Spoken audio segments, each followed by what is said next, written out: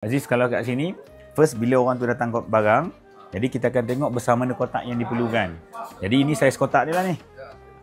Yang S 9 rial, kalau M 12 rial. Guna kotak sendiri tak boleh? Dia mesti guna kotak sini? Boleh juga. Oh, kalau dia ada kotak sendiri pun boleh juga? Tapi kita lihat kotak.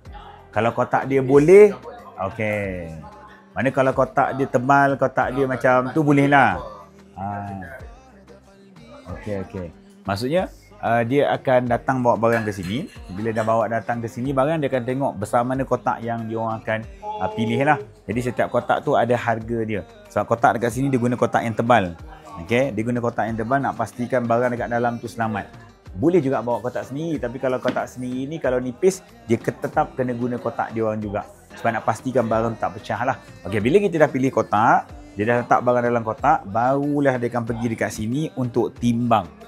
Barulah untuk timbang. Dekat sini kalau nak ikutkan harga semasa, okey, Semenanjung 1 kilo bersamaan dengan 21 rial. Okey, kalau Sabah Sarawak bersamaan dengan 25 rial lah untuk 1 kilo. First, bayar kotak dulu.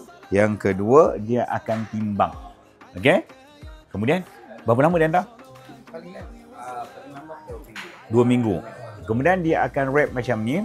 Bila dia dah wrap, dah siap semua ni, dia akan hantar selalunya paling maksimum 2 minggu sahaja barang dah sampai dekat rumah kita. Dan boleh juga tuan-tuan dan puan-puan, kalau tak guna kotak, tiba-tiba ada beg terlebih, macam ni pun boleh. Okey, bagi dekat sini nanti dia wrapkan, kemudian dia akan bagikan maklumat, ditimbang kilo, kemudian dia akan hantar terus ke rumah kita. Harga dia sebenarnya sangat berbaloi kalau nak dibandingkan dengan kargo di airport. Kalau kita terlebih dekat airport, lagi mahal berbanding dengan yang ini. Harganya jauh lebih murah, hampir 5 kali ganda tuan-tuan dan puan-puan kalau kita nak kena bayar kilo dekat airport. Jadi tuan-tuan dan puan-puan, tak ada masalah lagi kalau kita nak shopping banyak di Mekah dan juga Madinah, kerana FGB menyediakan penghantaran direct daripada Kota Mekah ke depan pintu rumah kita di Malaysia. Jadi saya dah tunjukkan tuan di mana tempatnya dan lagi mudah, dia berada di Sofwah Tower, tempat di mana memang kita membeli belah. Datang je dekat sini, insya-Allah mereka akan memberikan maklumat yang sangat-sangat lengkap.